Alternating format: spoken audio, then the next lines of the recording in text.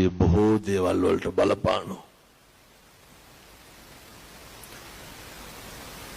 පින්නතු රසවාහිනියේ සඳහන් වෙනවා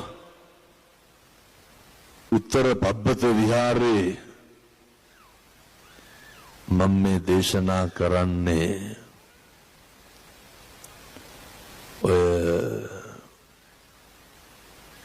බණ අහන එකේ තියෙන වටිනාකම මොන ක්‍රමයෙන් මැරෙන්න වේද අපි දන්නේ නැහනේ. පහුගිය කාලේ වතුර ඇවිල්ලා නැති වුණා.